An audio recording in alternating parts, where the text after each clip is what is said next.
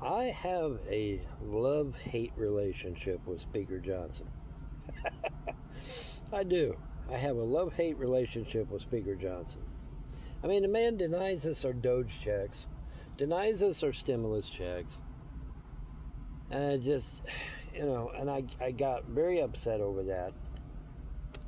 And then I just get through watching him behind the podium explain eloquently why America is different from every other country on earth and why it is so important that we return to being a constitutional republic.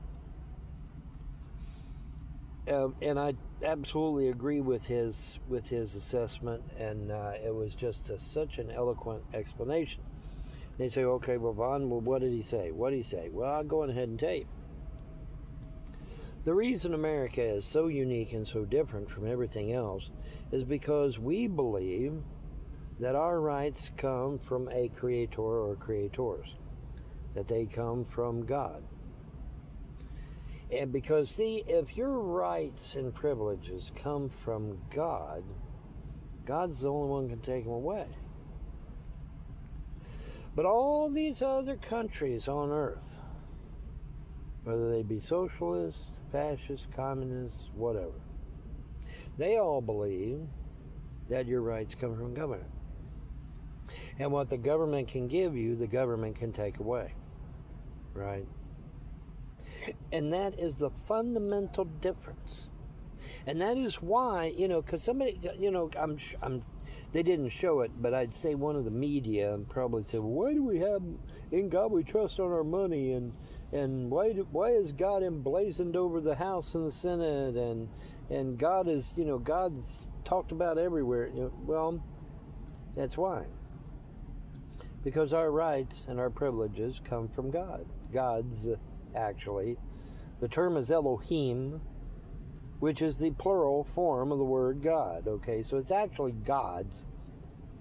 But in any event, the point is that, that's the fundamental difference between the United States and other countries, particularly communist countries, who state right there, right off the bat, the very first thing, there is no God. They don't believe there is a God, and as a result, you got these socialist countries and fascist countries and communist countries and everything in between, Democrat, socialist, and it's like, but it was a very eloquent speech he gave, in explaining why. And we just got through celebrating our 250th anniversary, and and it's a fundamental difference of the United States is that our rights come from God, and only God, or gods in my case, are the only ones that can take them away. Nobody else can take them away from us. All right, and that's a fundamental difference, because if our rights come from government could come along tomorrow and say, well, we're taking them away from you, see you, bye. What are you going to do? What are you going to do? There's nothing you can do about it, is there? No. Nothing you can do about it. Government comes along and says, well, we're taking this right away from you, we're taking that right away from you. You never get it back. You never get it back. Once it's gone, you never get it back. And Speaker Johnson, behind the podium, was saying that we are now in Congress, in the Senate and the House, seriously fighting to try to restore America back to a constitutional republic. Now that was a very interesting thing to say. And it dovetails quite nicely with what I kept telling y'all. The Democrat Party of today is not the Democrat Party of your grandfather, much less your great-grandfather. All right? I mean, you got people openly touting communism, socialism, and in some cases even fascism. They're openly touting it. I mean, you got a Democrat with a Totenkopf on his chest. Okay, he's got the Totenkopf and swastika on his chest. All right, so he can't sit there and say, oh, well, the swastika I'm wearing is actually a holy symbol, which is, the swastika used to be a holy symbol. It used to be a symbol of God, and was a symbol that you would put on your stuff for good luck. It was a good luck charm. It was a holy symbol. But when you join it, excuse me, but when you put it at a 45-degree angle, and then you join it particularly with a Totenkopf, then there is no question that you're openly fascist. There is no question that you support open fascism. And open fascism is big government. Socialism is big government. Many democracies are big government. And when you have big government, you will ultimately get tyranny. It's inevitable, like death and taxes. When you have big government, you invariably will get tyranny of some type. It's just the nature of things. And the reason America has lasted 250 years is because we are not a democracy. It's because we are not a socialist state. It's because we are not a fascist state or a communist state or anything, any derivative thereof. It's because we were designed as a constitutional republic with a series of checks and balances. And it is imperative and important to understand that distinction, to understand why God's in my case, is first and foremost in because you get these people that constantly separation of church and state, separation of church and state. Well, there was a mention of separation of church and state, but it was a letter that Jefferson wrote to the Danbury Baptist Church, warning them of a possible future day when there would be separation between church and state. But in Jefferson's day, was there separation of church and state? No. Every morning, when Continental Congress met, they would literally kneel and pray to God, whatever they believed in, for divine providence. They did that every time they met. The president himself, George Washington in particular, would always kneel down and pray before making any kind of decision. Separation of church and state? No, it didn't exist. It didn't exist. And the only mention of separation of church and state, like I said, is in a letter by Jefferson to the Danbury Baptist Church, warning them of a possible future day when there would be no religious freedom. That's what that was all about. It had nothing to do with preventing the government from touting religion. Now, you say, well, government shouldn't have one particular religion that they adhere to. That's correct, because then that would be a theocracy, and the founders were very clear that we were not to be a theocracy. Because you got a lot of Christians, oh, well, we're a Christian nation. No, actually, we're not. Because if we were a Christian nation, I would have been boiled in oil a long time ago. Because that's what they did to pagans. They boiled them in oil. So no, we are not a Christian nation. By the same token, we're not a communist nation either. We are not a theocracy.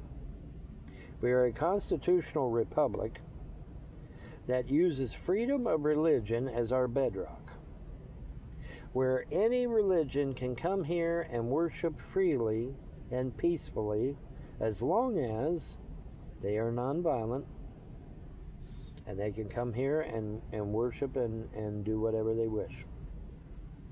And that's the fundamental difference between the United States and any other nation on earth, is because we allow freedom of religion, We allow people to be themselves. It's a fundamental difference. Fundamental difference. If this was a Christian nation, everyone would be required to be a Christian, would they not? If we were a Muslim nation, we'd definitely be required to be a Muslim. And and a Jewish nation be the same way. And of course an atheist nation / communist nation or socialist or fascist would also be in the same vein. Okay, but we are fundamentally different from any other nation on earth, and that's a good thing. That's a very good thing. But yes, I was very impressed with Speaker Johnson. Like I said, I got a love-hate relationship with the guy. Give us our Doge tax, Johnson. Come on now, you put out this eloquent speech about the difference between America and everybody else. Now give us our damn Doge check. I want that $15,000 in my Cash App, dude. I need that money. I need that money, man. 15 grand in my Cash App, man. I'd be all right. I mean, I'd still be a struggle, but I'd be a lot better off than what I was. I mean, what, folks, I'm telling you, you give every American $15,000, this economy will explode. Because people get 15 grand in their pocket, they're going to go out and buy shit. And when they buy shit, businesses are like, oh my God, people are buying shit. Let's hire people. So people get hired, people get jobs. And then, it becomes a positive circle instead of a negative circle. It becomes a positive circle. You got people going, you have people going and buying stuff, and the businesses hire people. And then because people get hired, that means they got more money, they got more disposable money, they go out and buy even more stuff. And so it's a positive circle instead of a negative circle. Anyway, but I saw Speaker Johnson's, I saw a snippet of it. I didn't see the whole speech he gave, but he definitely clarified exactly why America is so different from everyone else on earth. And very eloquently done. And so now give us our stimulus checks and our Doge checks there, Speaker Johnson. Come on, man. Give us our money. It's my money and I want it now. Like the old 1970 TV commercial. It's my money and I want it now. Money, Speaker Johnson. Come on. Let's do it to it, Pruitt. Let's make them pay, Ray. Anyways, but yeah, I just wanted to touch on that because that was very eloquently done, man. Very eloquently done. And, he's absolutely right, of course. I can say as a constitutionalist, he's absolutely right. And hopefully we can get our country turned around and headed in the direction of a constitutional republic again. We're kind of waffling, all right? We're kind of waffling a little bit. There's a lot of stuff that's out there that is more akin to a socialist nation as opposed to an actual republic. But it would be nice to eventually discard all of that, get us back to being, I get asked this I've been asked this by numerous people actually. Well, Bon, without these socialist programs, you would starve to death, you'd be dead in a week. No, see, you don't understand. The socialist programs take my money and then turn around and give this stuff to people that don't have it. Sounds good at first, and it does. But the thing of it is, if they didn't take my money in the first place, my money would be in the bank for me to pay my bills and pay my, if the New Deal had been scrapped after the Depression was over, which what it should have done, that was what's supposed to happen, but it didn't happen because the Democrats grabbed the ball and ran for it for a touchdown. But it should have ended after the Depression was over, but it did not. And so all these socialist programs, it was called the New Deal. Sadly, it was started by a Republican, ironically. But it was supposed to. But see, initially it was supposed to be temporary, because of the Great Depression. And once the Great Depression was over, then it was supposed to have been scrapped, and we were supposed to go back to being a republic again. Well, the Democrats grabbed the football and ran for a touchdown with it, and we never got rid of these programs, and so now we've still got these programs. But see, if it weren't for these programs, I would have money in the bank to pay my bills. And I dare say I probably wouldn't be in this situation at all in the first place. You know, even with the attacks on my finances, because I would have had the money in the bank, you see. You understand? So, you know, it's important to understand the distinction between a republic and a socialist, fascist, communist state, and or democracies. I can throw democracies in there because, like Hans Hermann Hoppe said, democracy is a soft form of communism, always has been since the beginning. So, and he's 100% right when you actually do real research on it. So, that's where we're at, and I wanted to get on here and say that brilliantly done by Speaker Johnson, and it needs to be said more often. And I'm sure the whole thing was started because some leftist journalist was like, why do we have In God We Trust in the House and the Senate and on our money? Well, now you know. Because our rights come from God, come from an unnamed creator or creators. That is where our rights come from. They do not come from government. Because if our rights come from government, then government can take them away. It's really that fundamental and really that easy to understand. It's not really as complex as people try to make it out to be. It really isn't. All right, anyways, I'm going to get out of here, but brilliant speech by Johnson, eloquently done, and you know, definitely on point with the intent of the founders. You know, folks, if you want to get a better understanding of the founding fathers, read the Federalist Papers and the Anti-Federalist Papers, and you know, and watch out for Alexander Hamilton, because he was a communist. So watch out for that guy, crafty motherfucker. Watch out for him. But other than him, everybody else seemed, pretty okay. You know, and you had more than two parties back then. You had at least three parties back then. You had the Whigs, Republicans, and what the fuck was the other one? I forget the name. The other one had before it became Democrat, there was another name for it. But anyway, look into that. You know, do your own research and, you know, delve into it deep. Look up the Federalist Papers, Anti-Federalist Papers, and get a better understanding of the founders. You know, because, you know, a lot of people say, well, the founders were Christian. Well, kind of. They were Christian in the sense that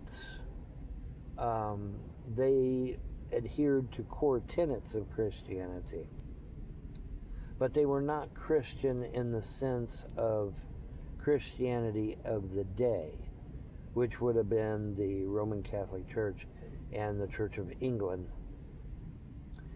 So you had the Catholics and the Protestants persecuting other Christians and pagans, and so those Christians and pagans came here to the United States and founded a new nation based on religious freedom. The founders could have made this a Christian nation. They didn't, because they understood that making it a Christian nation would make it a theocracy and would ultimately put millions and millions of people to death. And they didn't want to see that repeated. So they purposely went out of their way to make sure that America was not a theocracy. All right, it's by design, folks. The founders, in their wisdom, designed it that way on purpose. So no, we are not a Christian nation, because if we were a Christian nation, we would be a theocracy. I would be dead. Many other pagans would be dead. Muslims and Jews would be kicked out. it would be a totally different scenario, okay, than what it is today. Totally different. All right. But again, brilliant speech by Johnson, very eloquently done, very expertly done, and kudos. Now give me my Doge check. Give me my Doge check, damn it. Come on, Speaker Johnson, give me my Doge check, damn it. We need that money. We need that money as a shot in the arm to the economy. We do. And that offsets the high prices that we're currently experiencing also. Right? Yeah. So let's get on the Doge check. Let's get on the stimulus check. Trump was going to give us what? He was going to give us like $1,200, $1,500, something like that. And then the Doge check, which would be $15,000. So the whole grand total would be what? 17,000, 16,000, 16,500 or whatever, 700. I don't know. Anyway, close enough for government work. Just give us 20 grand and call it done. I'm okay with that. Are you okay with that? I'm okay with that. All right. Anyway, y'all have a wonderful day and a better tomorrow. And we'll see what's going on. If anything else develops, I'll come back. But probably not. It's running late, so probably crash out. Have a good one. Bye.